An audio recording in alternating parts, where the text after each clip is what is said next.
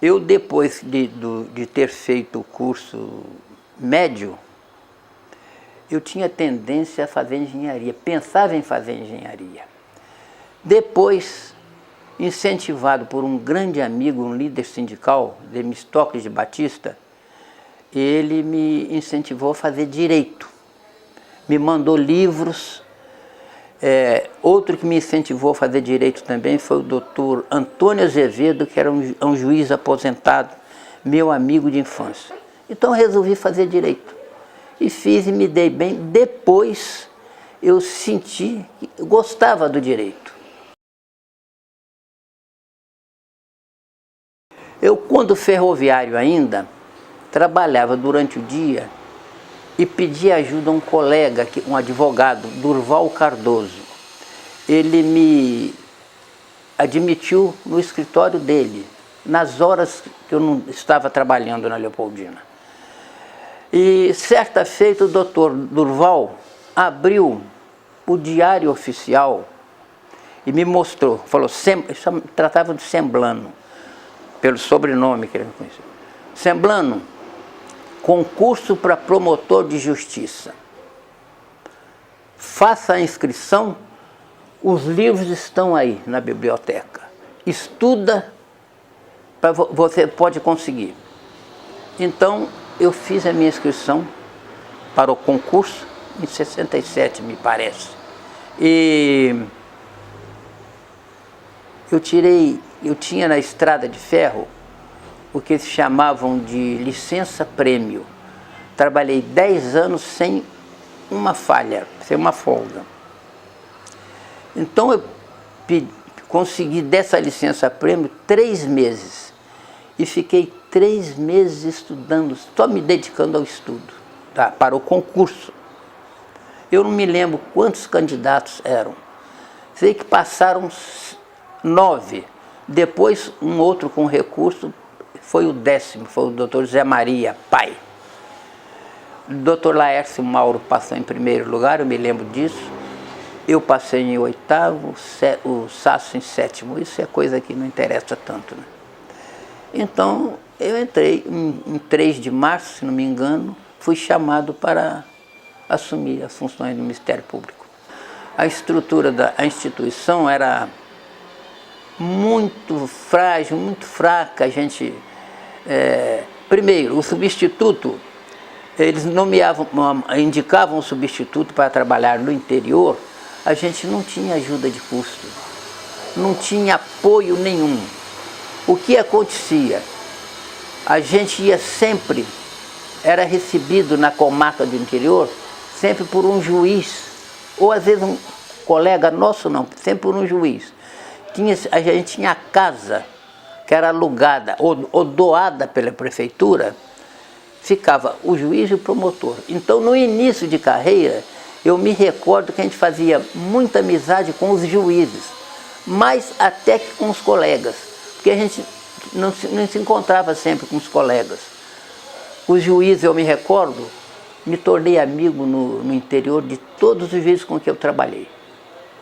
Então, agora, a gente não tinha apoio muito grande da Procuradoria. Não tinha nada, caderno, não tinha livro, não tinha máquina de escrever, não se fornecia nada, tudo era na máquina antiga, máquina de escrever antiga. Não tinha apoio no todo. Hoje em dia existe o assessor do promotor. Nós fazíamos tudo sozinho, com marcas, com muito trabalho. Eu me recordo que em São Mateus, Linhares, comarca muito trabalhosa, a última que eu trabalhei na Serra, eu era o único promotor. Não tinha uma pessoa para me ajudar, tinha que fazer tudo. Então a gente não tinha apoio nenhum da instituição. Eu fui indicado para Aracruz, passei lá um mês. Tem um fato interessante. A gente estuda muito teoria. Em Aracruz me apareceu a moça do cartório, eu não me recordo o nome dela, me entregou um processo de casamento. A gente na teoria não estuda essas coisas. E o processo veio em minhas mãos, não sabia o que fazer com o processo. Mas a moça do cartório ajudava muito a gente. Eu fiquei 2, 3 dias com o processo sem saber o que ia fazer. Ela falou, doutor, é só concordar, verifica se há parentesco entre os nubentes, se há parentesco, se não há parentesco, de acordo com o casamento, se realiza o casamento. Essa foi meu primeiro problema na função. Uma coisa muito simples. E lá eu trabalhei em Aracruz com o doutor Renato Matos, que me recebeu lá muito bem, me tornei amigo dele, trabalhei um mês só. Depois fui para outras comarcas, indicado para outras. As comarcas que eu trabalhei, primeiro Aracruz, depois fui para Vila Velha, tudo como substituto. Trabalhei em Barra de São Francisco, Ecoporanga, Linhares, São Mateus, Conceição da Barra, Cachoeiro Itapemirim e muitas outras mais, Santa Teresa, Iconha. Quando eu fui para São Mateus, a primeira audiência que eu fiz foi contra um prefeito, um processo contra o prefeito, Amocim Leite. Nesse processo do Amocim Leite, ele foi absolvido lá, eu recorri e veio aqui para a segunda instância. Parece que ele foi condenado e depois perdi, não sei o que aconteceu com o Amocim.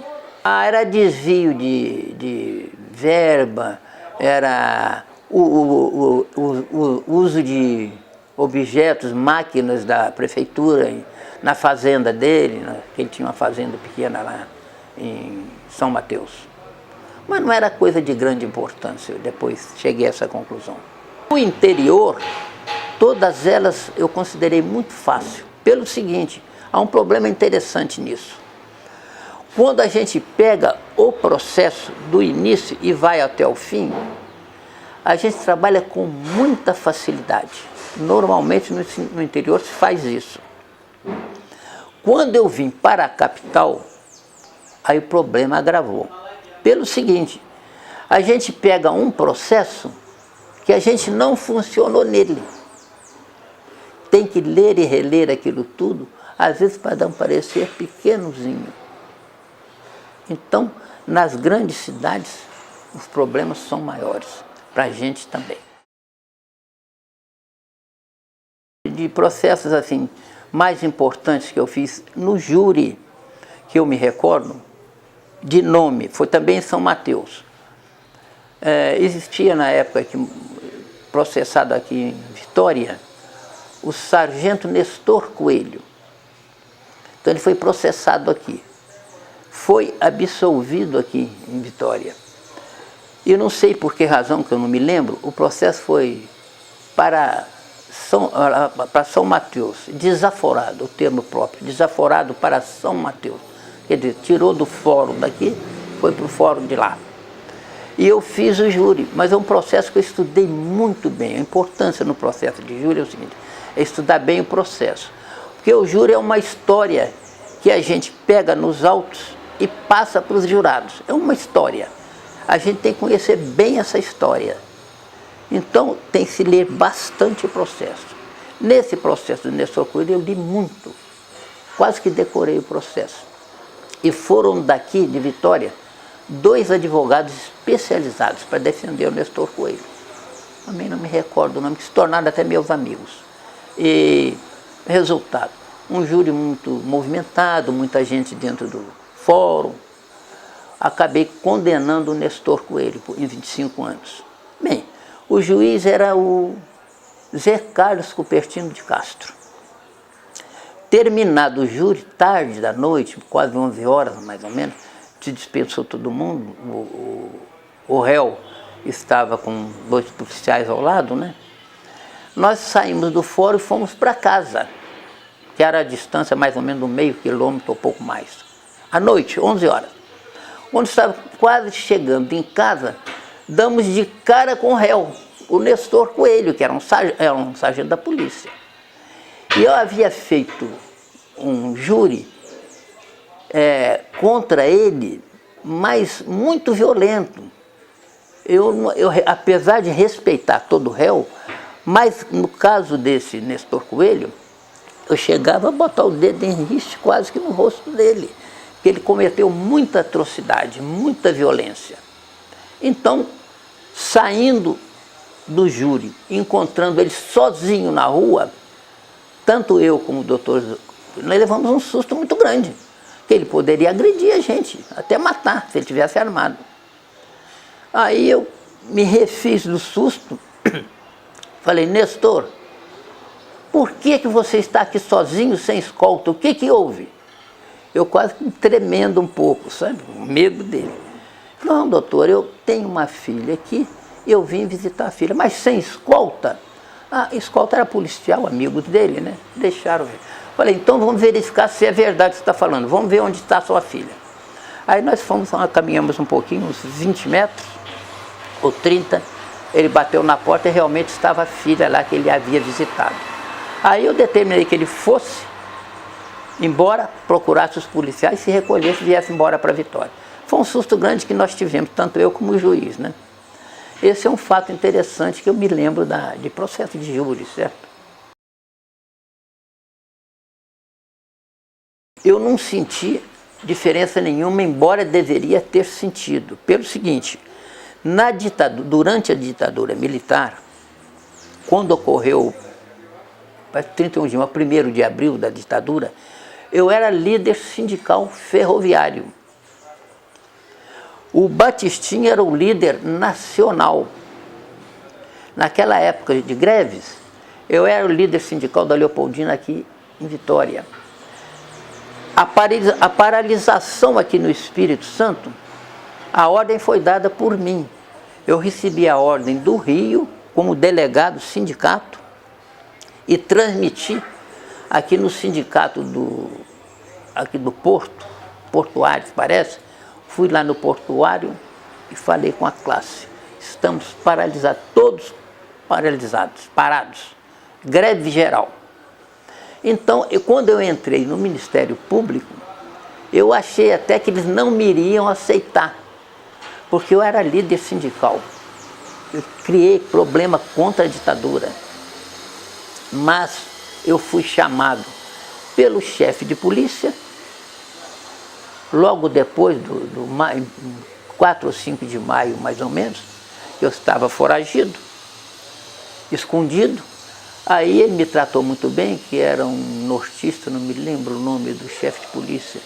Ele me tratou muito bem, falou, olha, não se pode mais fazer greve, acabamos com a greve. Então eu achei que eu não seria bem recebido no Ministério Público. Mas durante a ditadura não houve problema nenhum, eu não vi problema nenhum da ditadura para a gente poder trabalhar. Diferença nenhuma, não houve nada. Inclusive, se houvesse, teria a vir contra mim, principalmente, que vim lá da delegacia sindical. Mas nunca ninguém me abordou, me impediu de nada.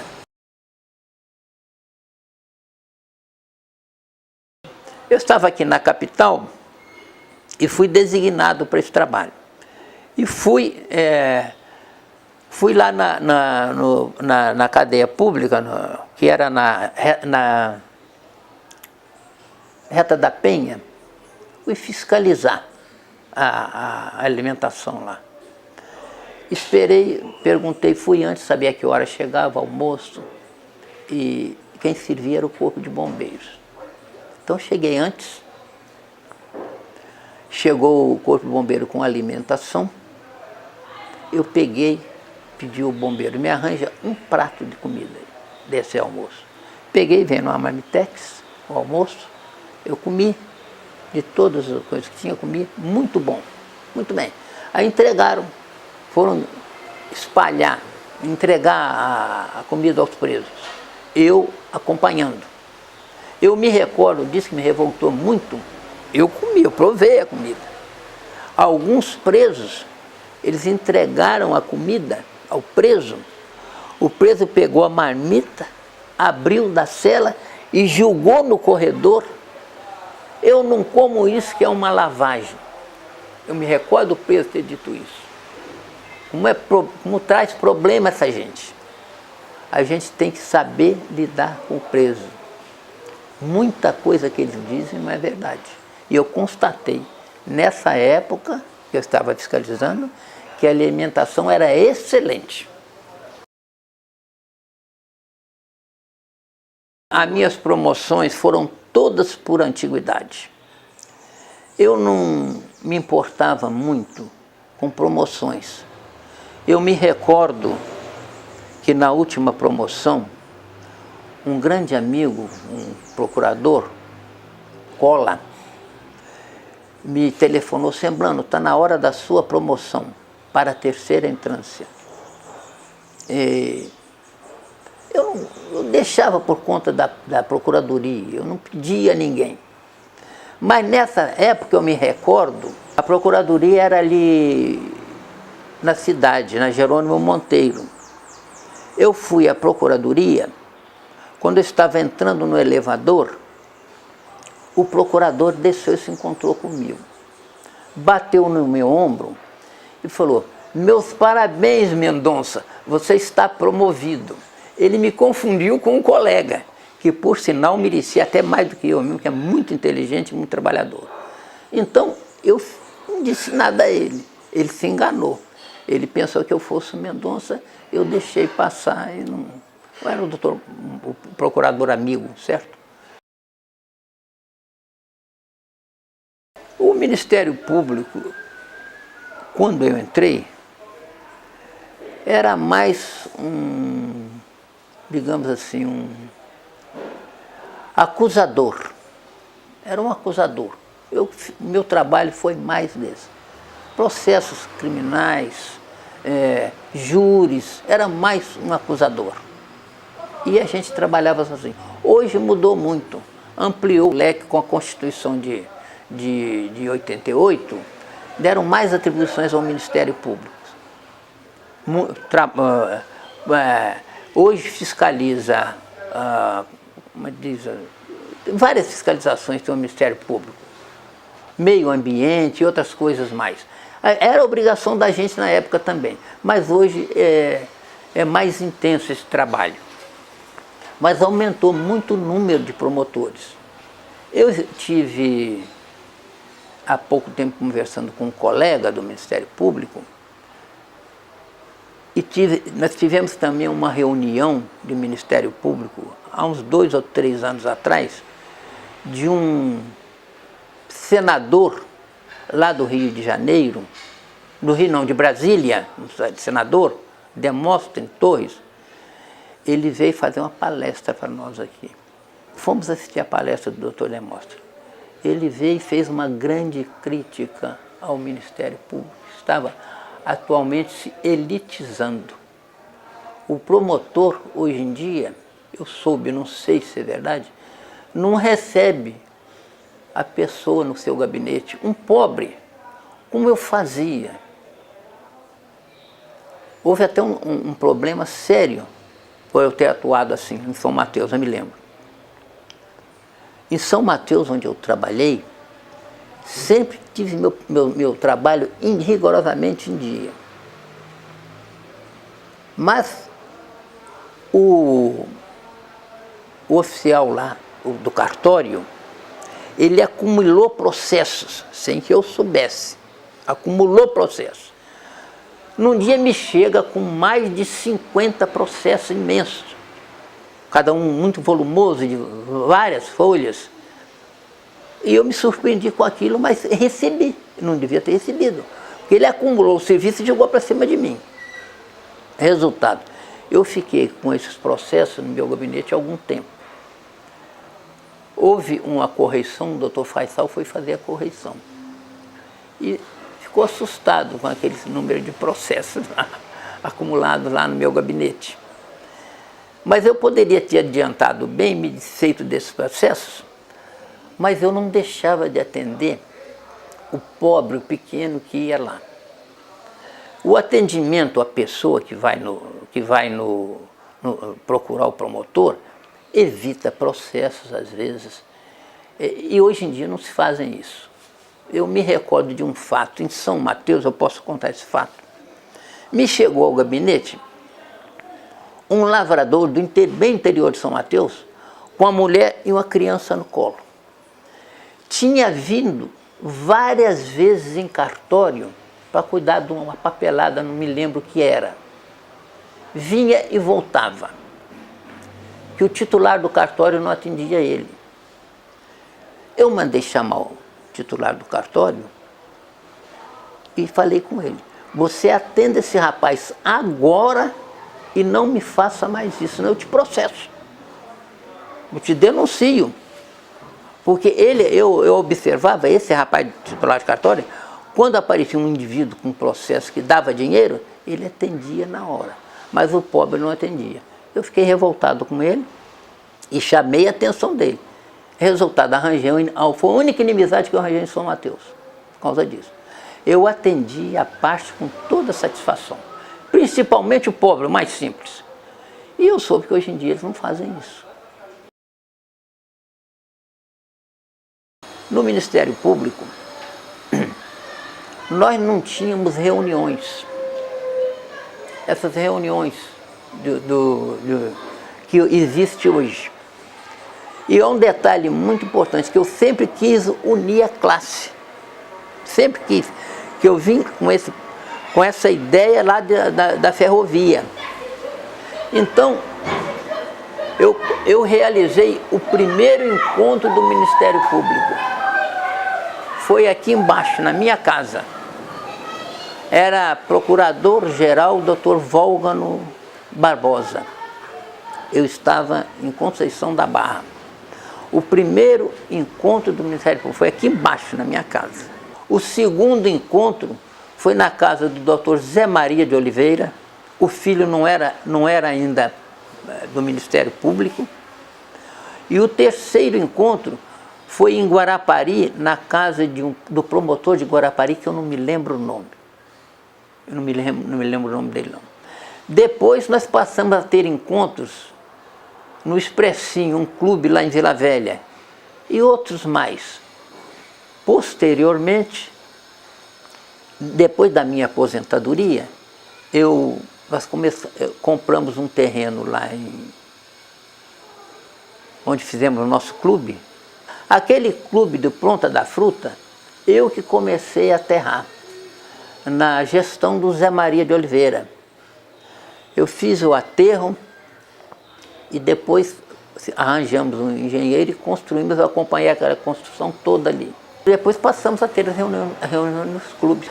Eu queria unir a classe, eu queria fazer amizade entre os companheiros. Então eu comecei a reunir. O pessoal começou aqui em casa. Nós fazemos muita reunião de aposentados. Eu que coordenei isso mais, porque a gente aposenta e cada promotor se recolhe em casa e fica afastado.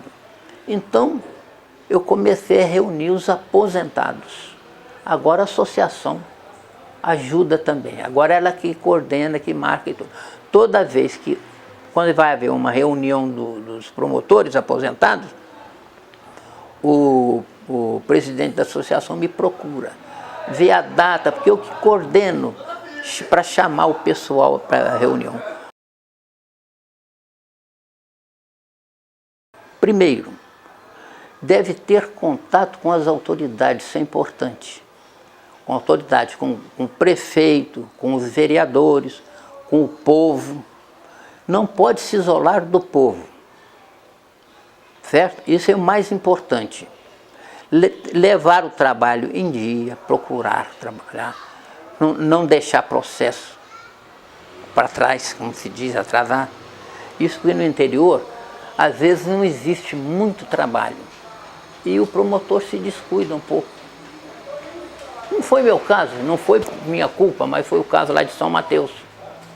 Então, o promotor tem que levar o serviço sempre em dia, estudando sempre, que não se pode parar de estudar. Trabalho de dia, de noite, eu me recordo. Às vezes uma pessoa diz, o promotor ou o juiz não faz nada, não trabalha. Porque ele vê o promotor e o juiz lá no fórum, fazendo aquelas audiências, às vezes termina mais cedo e tudo. Mas eles se esquecem que o trabalho maior está nos processos que a gente passa noites e mais noites estudando o processo. E um processo muito volumoso, a gente tem que ler tudo, tem que estudar, tem que ver o que se aproveita daquilo. Então isso é muito importante para o promotor.